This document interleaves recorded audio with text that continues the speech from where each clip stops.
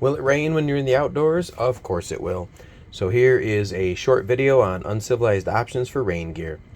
Okay, so here I am out at Manistee, and it actually had been raining all morning. My hat's still wet. Here's the easiest. Just a small umbrella. Just take an umbrella with you. You can pop it out. You can use that when you're running from the shelter or going out to use the facilities. You can tuck that in your pocket. Hold it up so your hand's free. You can sit by the fire or something. You can walk along with it, tuck it down your pack. Got this idea from Ultralightist Ray Jardine way back in the day. And then, well, it looks like I'm riding the struggle bus here, trying to fold this umbrella up. Make sure you get one that's easy to put back down together. I'm pretty sure this is my small micro packing umbrella from Sea to Summit.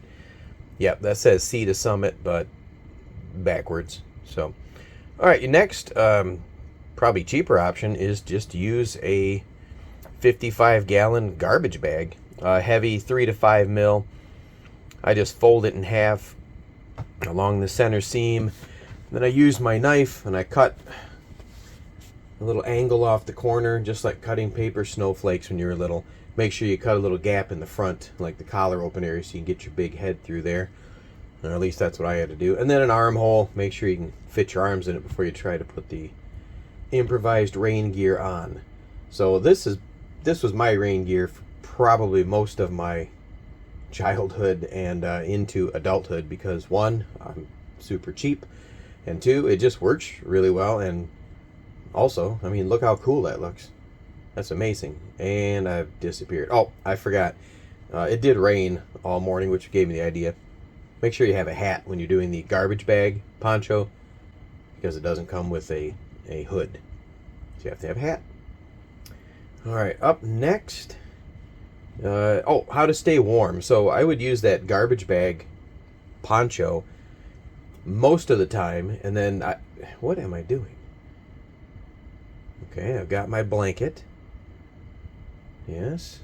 Yeah. Oh, I know. I was looking for the blanket pin. Okay, edit. Okay, so I've got the blanket pin and I've got my blanket. And then what you do is you fold your blanket, wool blanket, in half. And then you're going to find the opposite corners and you're going to make a triangle shape. So just one of the standard shapes from origami at a blanket size. Shake it out. Now I've got 4 layers of wool. I draped that over my shoulders like a shawl. I used my blanket pin that I was searching desperately for in the corner of my blanket to hold that in place. Then you take your high-tech garbage bag poncho. Make sure you've got the front of it. And you slip that down over the blanket shawl. And it's pretty warm. It's surprisingly warm. So now not only do you stay nice and dry, but on some of those cold rains, northern Michigan, you've got that wool blanket under there and you stay nice and warm. Okay, so that is the... Oh yeah, you can pull your arms inside here to stay really cozy. I've spent a few nights out like that before. You can use your fast rope to put a belt through this picture in here to show you that ingenuity. You can also use the garbage bag for a ground cover to set your gear on, which is what I normally do. Okay, now you want to step up a little bit, and you're going to spend a little bit of money, maybe $20 at the surplus store on Amazon. Get yourself a USGI poncho, the kind that has the snaps down the side and a few grommets in the corners. Okay. Basically what you're going to do is you're going to snap down one side of your poncho. I think I'm going to show you this. Just got this one from Miltech. Okay, outdoor products, Miltech. Get on Amazon. Anyway, the other side unsnapped. Then you can just flip it up over your head. Get your arm through the hole. Make sure you have the foresight to loosen the hood drawstring before you try to get this on. I think I was using this. This is the poncho I use in all those Expedient field shelters. I love this thing. It's better than a garbage bag.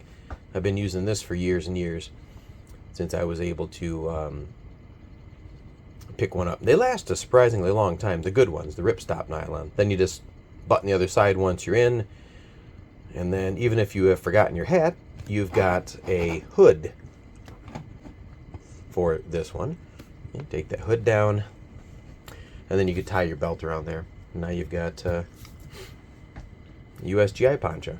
Now, you could do the same thing with your wool blanket, or you can get a Swagman roll from Helicon Tex, which is kind of a fancy poncho liner, or a whoopee.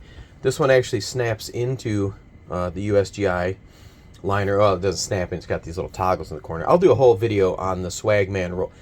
Oh my God, again with the hood. Okay, so evidently I don't do hoods well. So I got my head through there. And this is basically the same size, a little smaller than the USGI poncho. It's got a little pocket in the front. It's got all kinds of cool zippers and snaps and buckles. This Swagman roll, I think this is going to run you a little over 100, but it's also waterproof. It's warm. I use this mostly as my sleeping bag or sleeping quilt in the winter. And then it's got a hood, good. And then when you combine this with your USGI poncho, I've actually gone several winter camps with this as my winter gear. I have another video about the Wilderness Innovations PSS survival poncho that turns into a hammock, and the Osni cloak that goes with it, which is actually just a more robust and expensive version of this outfit I'm wearing here. A USGI poncho, made of ripstop nylon, waterproof, and then yes, very warm. And the Swagman roll. So I put that together. It's one step up from the garbage bag and wool blanket, which is a little better than an umbrella. You can check out that video on the PSS survival shelter. Don't forget to like and subscribe and turn on notifications. Leave some comments below. How do you prepare for the rain?